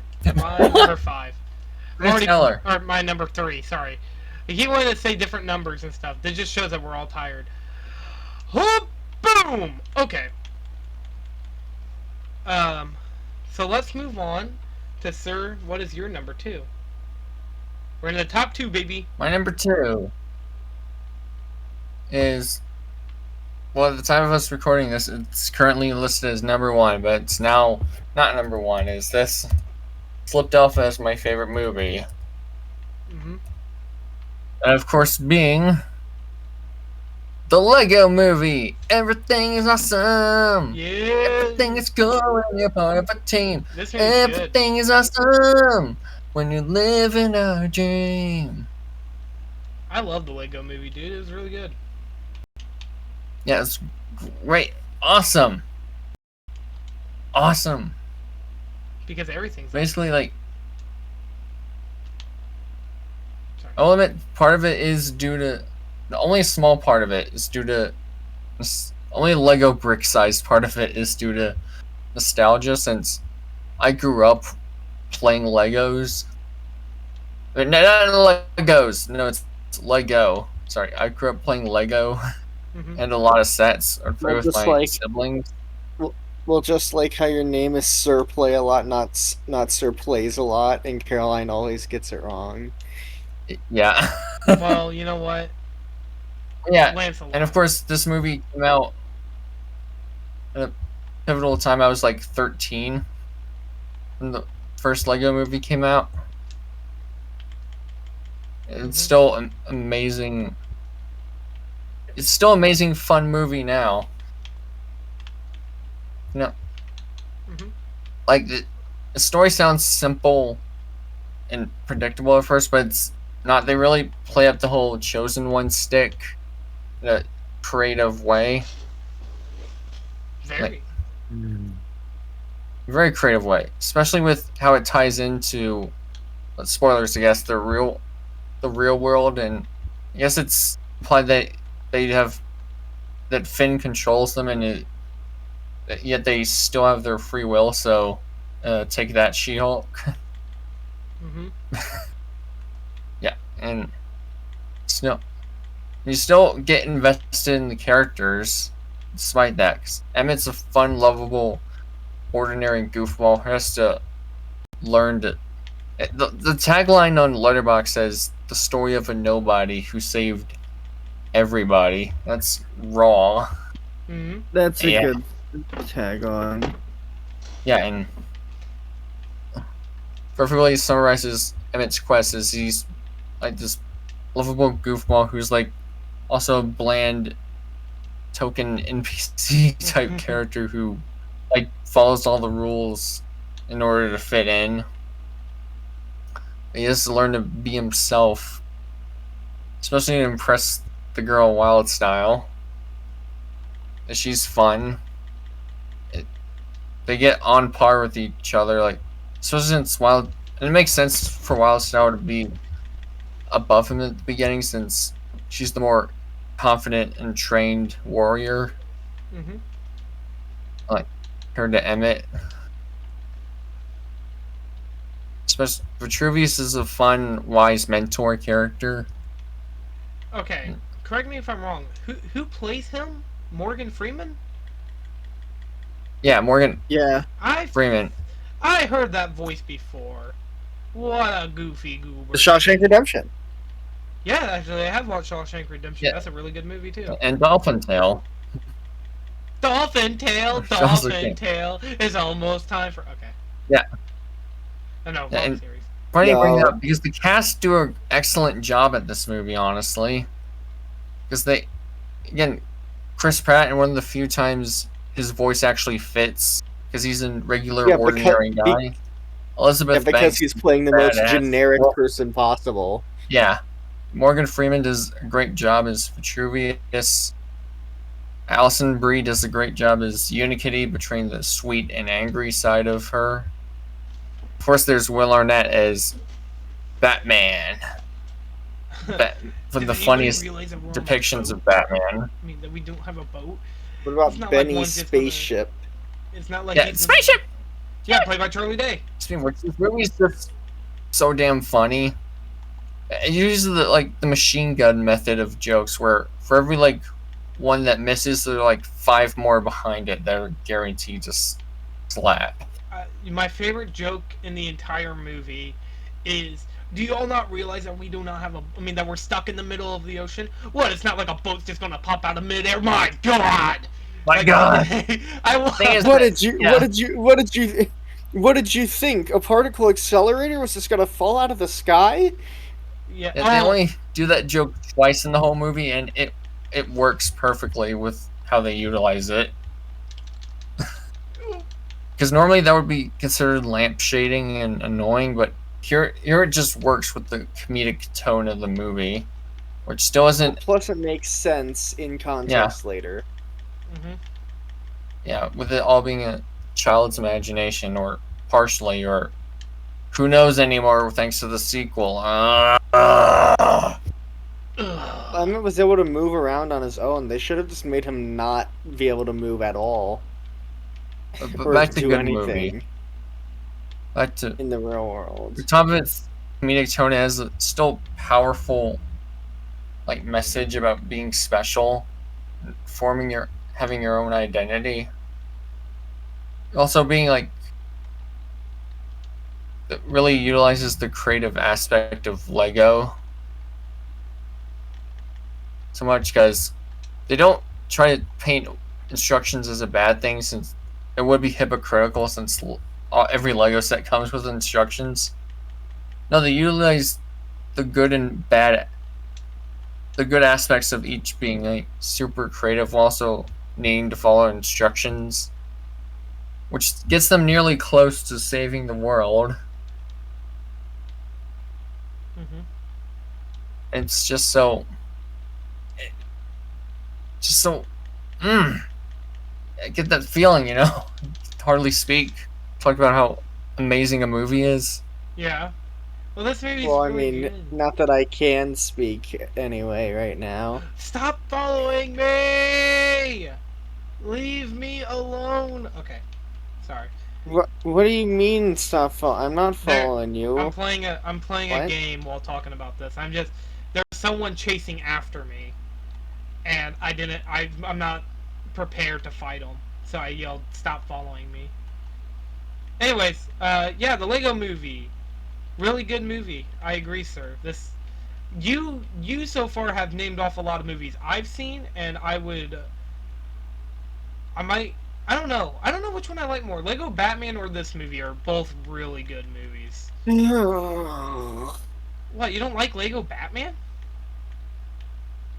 No, I haven't seen it. I'm just. Okay, well, Roxy, I'm falling asleep. All right, well, Roxy. No, Roxy, we're nearly done. Yeah. Transition to Roxy. Roxy. No, we aren't. We have 5 more segments, and then the ending that never ends because the endings in our videos. Well, you know what, Roxy? If you have a better way to end the episode, how about you just tell me? Anyways, before that though, tell me what your number 2 is. Wreck-It Ralph. Oh yeah, this movie. So you ever want to know what's life? Oh wait, hold on. I gotta give you your voice. You ever want to know what it's like to be in a video game? Well, this movie answers that Captain for Quark? you. Don't worry. I was trying to give you a different voice each time. But why did you give me the Captain Quark voice? Because fuck you. I want to. This movie has it all. From great writing to great plot points to also having really good video game references. Like Sonic appears in this movie, and that's pretty cool. That guy just hit me with a lance, and it's hurting really bad. Sorry. Continue, Roxy. Thank you. Not only does this movie have great characters, it also has a really good twist villain that you would have seen in the... Peter. Anyways. And this was right before Disney's terrible trio of twist villains. Yes. As well. Hey, Peter. The characters also have really good motivation, with the fact that the characters have every reason to do what they're doing. The characters are very smart. The characters are also very funny. There's a lot of jokes in this movie that makes me laugh. I also get most of the video game references, such as the exclamation point from Metal Gear Solid. A very solid reference, just like my pants right now. Oh, Roxy, you and the sex jokes never change. No, I won't. Not only that, there's also a very heartwarming message, and it's the only movie with a really good second act breakup. The characters are great. The story is impeccable. What more could you ask from a Disney movie? And this is my favorite Disney movie. Not my favorite of all the Disney movies, but it is pretty close. I like Wreck-It Ralph. Definitely your favorite from the main studio, Walt Disney Animation Studios. Well, I think I summed it up pretty well. Also, the animation is gorgeous, and I love Ralph and Penelope's relationship, along with the second act, or the second part, or the B plot, where Felix and the Samus ripoff is trying Calhoun. Calhoun. Just imagine me right now sitting here. Imagine a dead lobster, and that's me right now. Isn't Calhoun's a Half-Life reference? There's literally a character named Barney Calhoun who's in Half-Life. I thought she was supposed to be like Master Chief, but Samus, literally Samus. That's what her design's after. But Calhoun's also the name of a Half-Life character, a very important one too, because he has his own DLC expansion in the first game called. Okay. Why do I know this? Because I played too many games. I mean, if that's the case, then shouldn't there have been a character later in the game named 28 Stab Wounds? Or sorry, later in the movie named 28 Stab Wounds? What the fuck are you talking about? That's Skyrim. Wait, was that Detroit Become Human? Oh my god. Oh, that is Detroit Become Human. What the Metroid is like nowhere near. Okay, whatever. Is that all you had to say about Wreck-It Ralph? Indubitably. Can somebody just like hit me with a pan or euthanize me or something so I can go to sleep. Jesus, we're almost done. We're literally at our number ones now. Oh wait, no, I still got my number 2. Oopsies!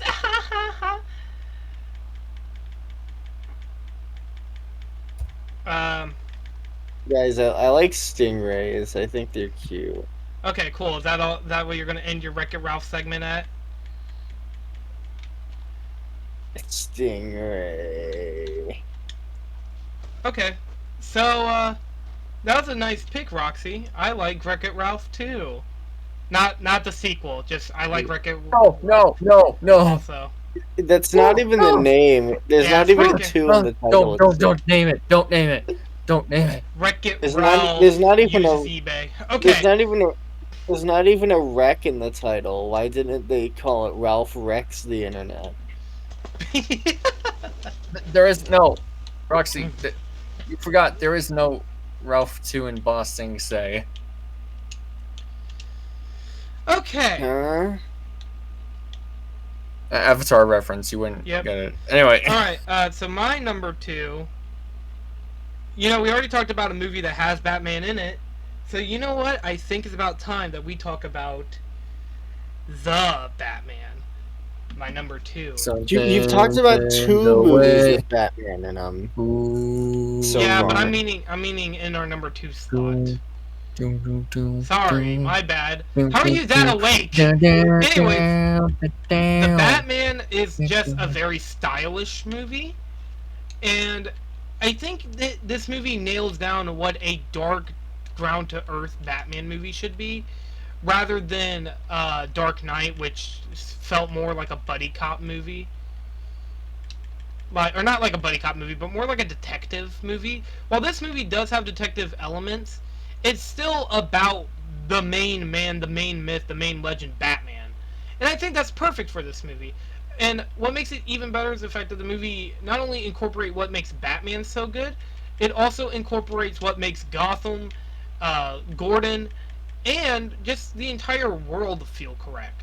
I know a lot of people bring this up, but I don't like the whole idea of superhero movies taking place specifically in, like, a real part of the world. Many people, like, the MCU, I feel like they kind of have a pass because that's how it always was.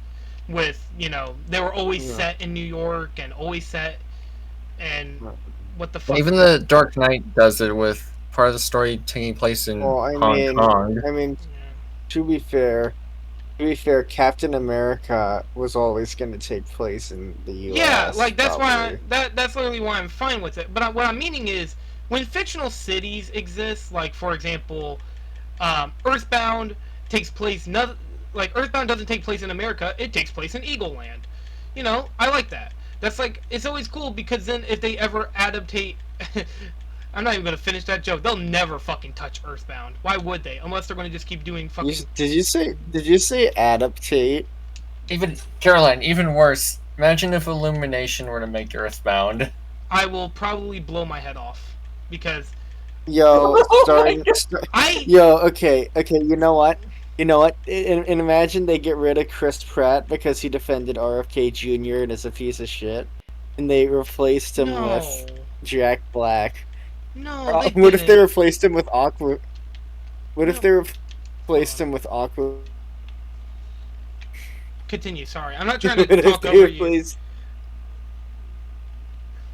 Why do you feel betrayed by Chris Pratt or something? No. He doesn't know you. No, but like, why would you? Why?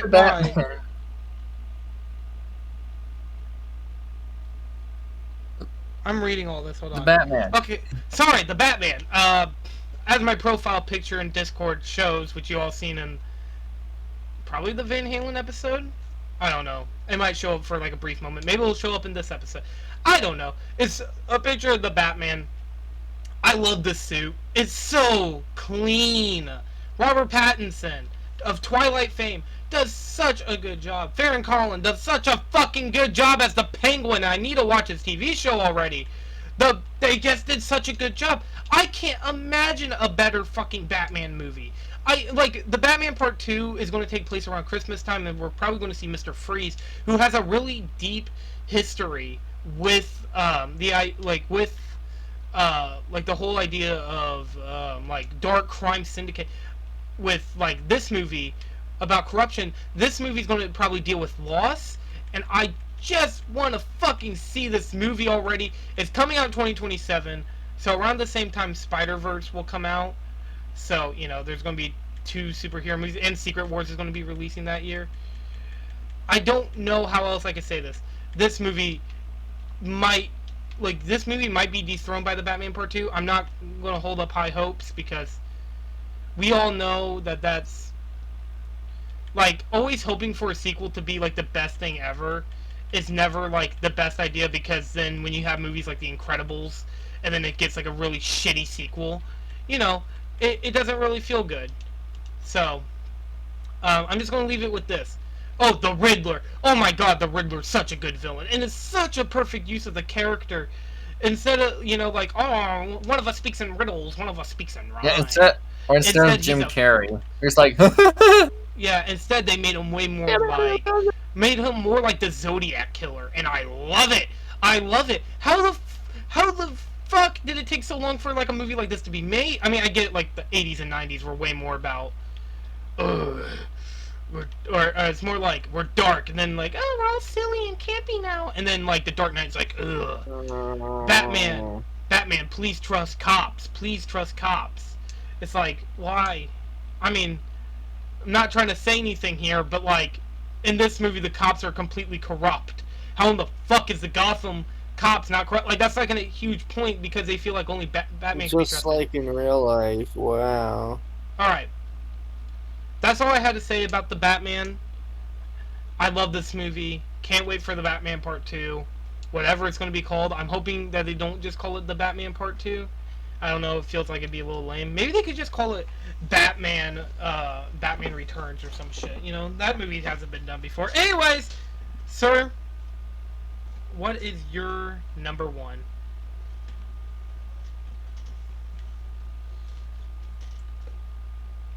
Oh, my number 1? Yeah. Yep. And, well, by process of elimination of the Letterboxd profile being completely reorganized, it's the SpongeBob SquarePants movie. I should have took a bet. I would have bet that would have been on your list. Then again, I looked at your Letterboxd reviews a while ago, so... Didn't remember everything, though, so... Yeah, the SpongeBob movie. Great movie. Continue. Great movie. Great... Where to even start, honestly? Can we talk... I just love... Okay, what was your suggestion? Dennis. Let's talk about the characters first, obviously. Yeah. Dennis is a great menacing villain who tracks him on the way. And even though you thought he gets taken out in a more comedic, disappointing way, no, he comes back later and for an exciting final fight with him. Well, not fight, they just run away mostly, but...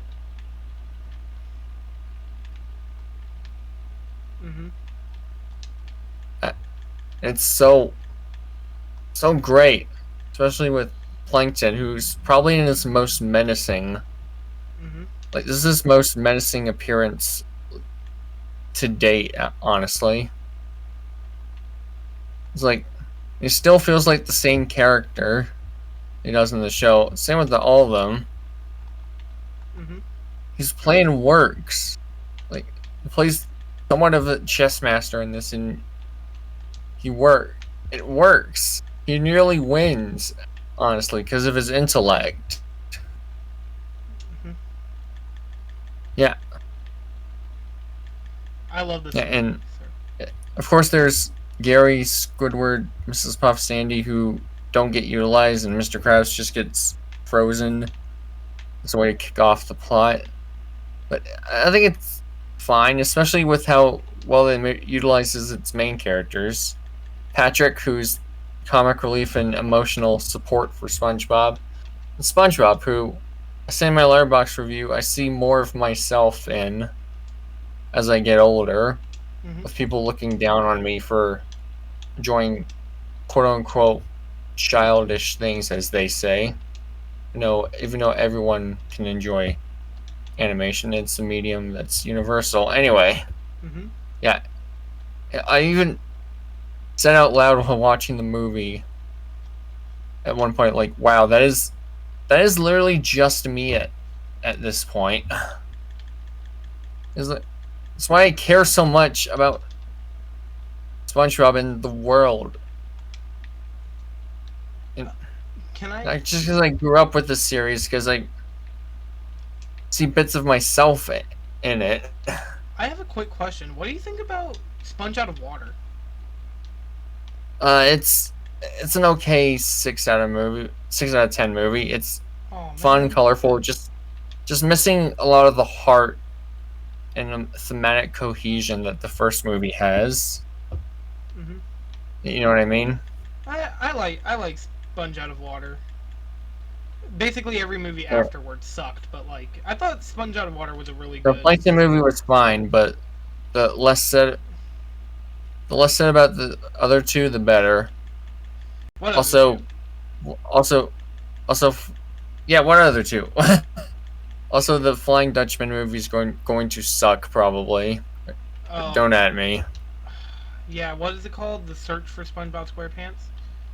The Search for the movie where they literally go to hell and stay there forever, whether they like it or not. Yeah. It's hell. Anyway. Hey, just like the franchise. Oh. What's back when they had like good 2D. Back when they actually cared about 2D animation. It looks great still. The colors are bright. There's some CGI elements that blend in well. Even the live action bits look really good, especially with how menacing the Shell City looks.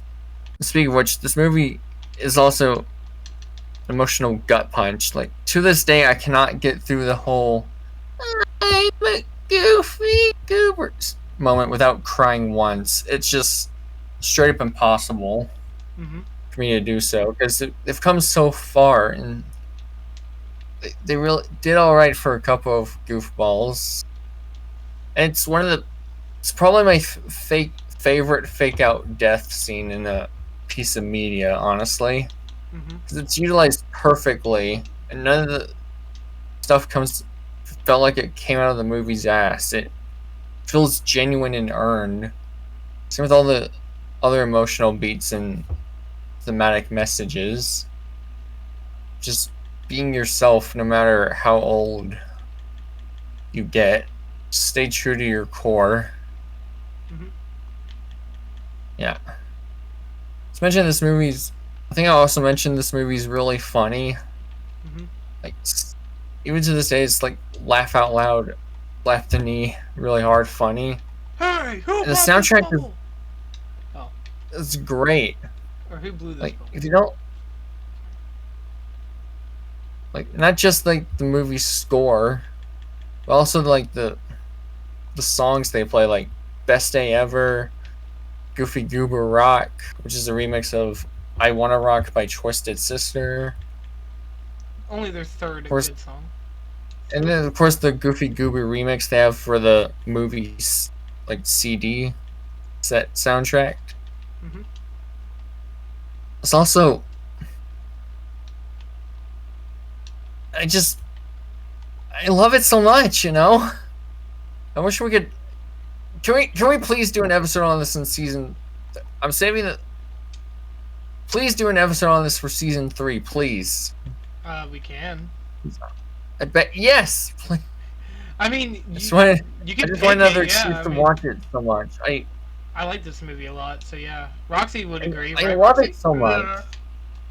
You know, like I implied, it dethroned the Lego Movie recently as my new all-time favorite movie. You can't go wrong with, of course, the SpongeBob SquarePants movie. Alright. The SpongeBob movie. Roxy?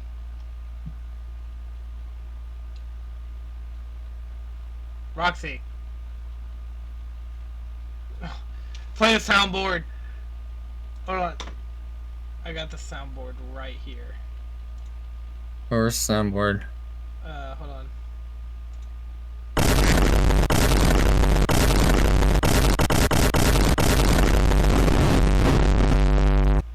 Roxy, are you alive?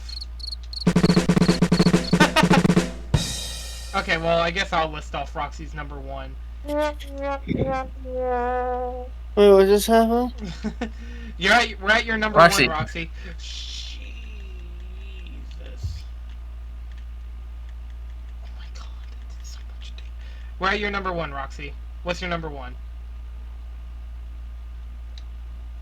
The Incredibles. Hey, another movie that came out in 2004.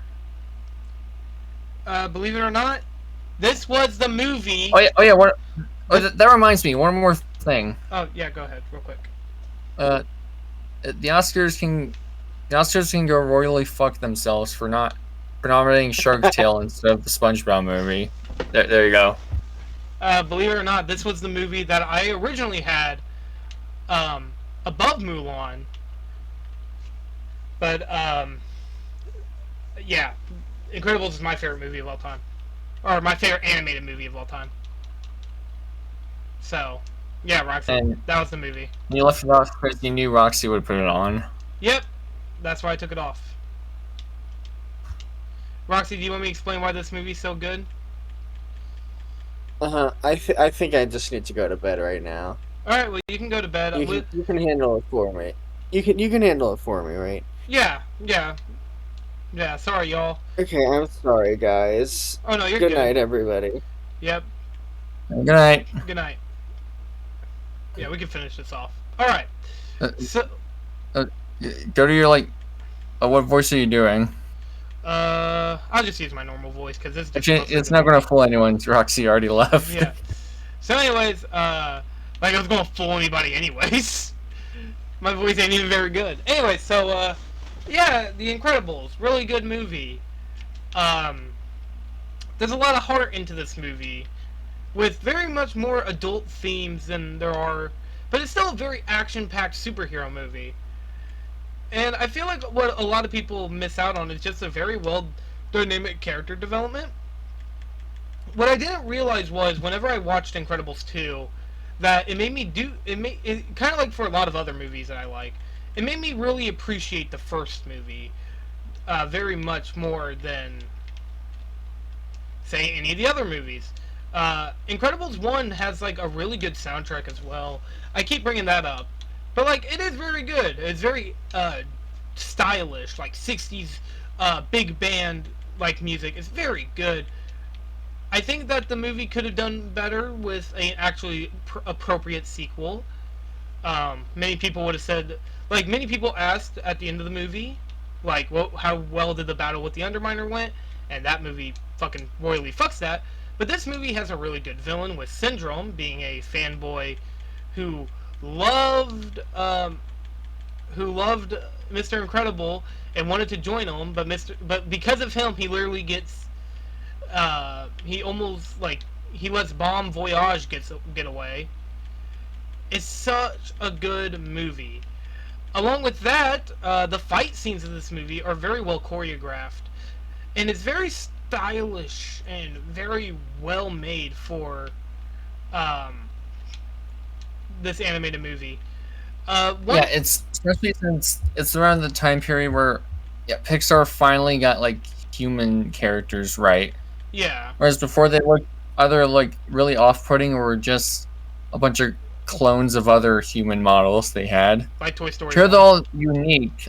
They're really are 3D cartoons come to life. It's all thanks to Brad Bird's incredible character designs. Yeah.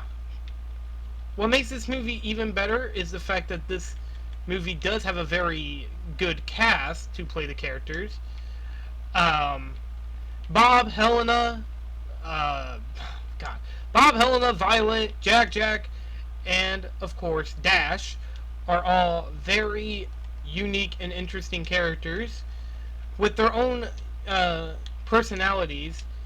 And also, this movie is also really dark with what Syndrome has done to other superheroes, to seeing actual canonical deaths to characters when Edna Mode goes over how certain characters die. Frozone's a really interesting character. It really just reminds me of Iceman from the Spider-Man and Friends cartoon show. Really good movie all around. It was originally my number 5, but it was Roxy's number 1, so we're gonna just use it for that. I'm guessing Roxy probably would say I did a good job. Roxy will probably say it in the stream chat or in the premiere chat. So, yeah, this movie's really good. It's my favorite. Caroline, thanks for doing a great job. Oh, see, look, Roxy just popped back in one more time to say hi. La la la, Roxy's World. All right, well, along with that, I think that no Pixar movie really tops this one for me.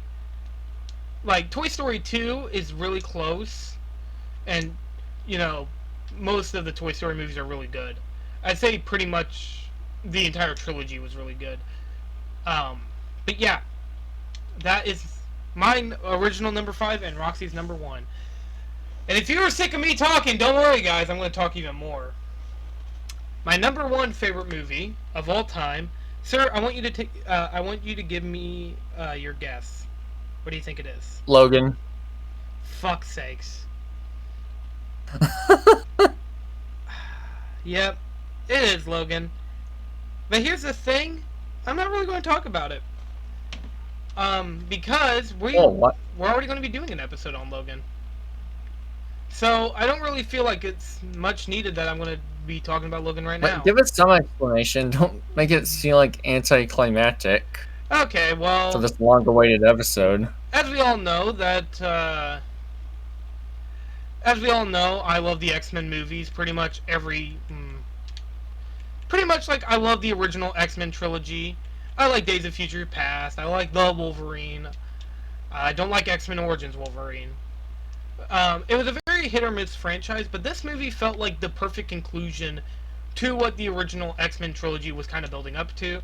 If you don't know, it's like X-Men, X2, X-Men United, X-Men 3, The Last Stand, then Days of Future Past, and The Wolverine.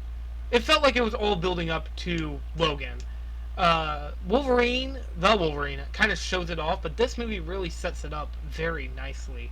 With, most notably, the introduction of a very interesting character who plays a very plays really well and dynamic with Logan, and the movie just has like such a stylish and dark tone to it that I don't really want to explain all too much. The main villain of the movie is very interesting because of his plans and motive and how he dies, which is very, very good. And the movie has a very good ending as well. I'm not going to explain it, but this movie is a 10 out of 10 masterpiece. It's one of the few things I would give an 11 out of 10 to, which I know is crazy because, you know, 11 out of 10 is a pretty much breaks the scale, but this movie does it, and I cannot imagine another movie doing it. I love this movie, and I think if Fox would have stopped with this in Deadpool 2, I would have been happy. They continued with Dark Phoenix and New Mutants, which, if you're wondering how I feel about those two movies, they suck. I don't know if I hate them more than X3, but probably. I think I hate Dark Phoenix more. New Mutants had a lot of problems, but it was mostly from the developing side, not really the full fault of the movie itself. But yeah, Logan's a really good conclusion to the original X-Men trilogy. Too bad they never really made a... honestly, my only question is, what if Logan kind of just teases what the ending of the upcoming Wolverine video game is going to be? But probably not. Love this movie. That's why it's my favorite movie of all time. Alrighty. That was an episode. Oh, yes it was. Now, I think it's time that we go on to next time on the Vulture Culture Podcast. Yeah, you've been talking. Can I say it? Yeah, go right ahead. Next time on the Vulture Culture Podcast. God, we still need to do Joe. We have Resident Evil Biohazard. I am so excited for that episode. One of my favorite games ever. It's going to come out around Halloween. Okay. Woo! Perfect episode or as my... Actually, real quick, I want to share, since I do a countdown in the family group chat. So I thought it was worth mentioning since it's relevant. Where I count down to each day of Halloween with a random video. Mm-hmm. But this year, it's going to be the month of villain songs. Oh. I thought that was a cool bit I wanted to share. Yeah. Speaking of my family, though, next episode after that is K-pop Demon Hunters, featuring my sister, Hexyea. She's really excited to join us for this episode. I know a certain person who's excited to see my opinions on this show.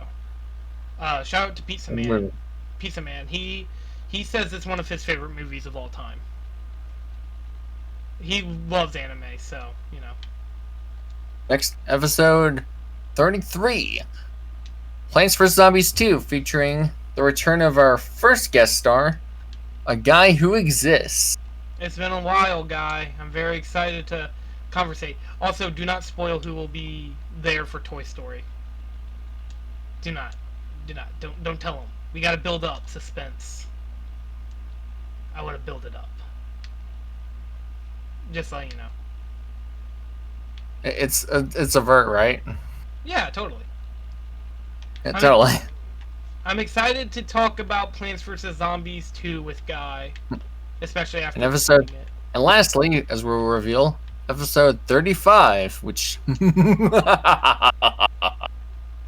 is our top 5 favorite villains. Yep. Favorite villains, we've already mentioned a handful in this episode. Yeah. That tends to happen whenever we talk about the best of something. Normally we accidentally reveal some of like a future list. Like top best sequels, maybe the original would be on there. But yeah. Oh, I was going to ask you this. What did you think of Monsters University? Oh, it's actually pretty great. Oh. It expands on the world building, as even though it contradicts a line in the first movie, it still does a great job at keeping you invested in their backstory. Love the message. It's underrated movie, honestly. Even though I don't think it's underrated anymore, as ever since Rockatar released his video, everyone's been talking about it. Well, that's good. Hey, maybe we should get him for an episode of the... Okay. I mean, he is part of Trevor's server, so we could get in contact with him. Ooh. Do you think he would? How cool would it be if Rockatar has heard of us? I would be very happy to... How cool would it be if any big names have heard of us? Phantom Strider. Hey, I interacted with him on Blue Sky. Oh, that... I should ask him. Hey, sir. Okay, anyways. But yeah, that's all the episodes we'll mention for now. I'm very excited to talk about next week's episode. If you remember Best Games list, believe it or not, it's outdated now. Yeah, we finally get to talk about a game on your list, Caroline. Yeah, it is a little significantly lower, and it probably will go lower depending on what happens in the upcoming months. Mostly with upcoming episodes and stuff. I'm very excited to talk about the Resident Evil 7. I replayed it recently after watching Gentry Chow for the first time. And I stand with my opinion that it's still a good game. But yeah. Good. That's going to be it for this time, folks. Thank you all so much for watching. Don't forget to leave a like, comment, and look at the descriptions for all of our social media pages. Yep. Any last words? Movie-related words? If you want to watch any of these movies, they are available on most streaming services. I think if you want to watch the most of them, watch. What's it called? Trying to think. It's like if you want to watch any of the movies that we talked about, they're mostly on Disney Plus. So I am dying a horrible death. Yeah, we'll wrap it up. So that'll be it, folks, and see you on. You say on the flip side. On the flip side. Or whatever. Yeah. Goodbye. Goodbye.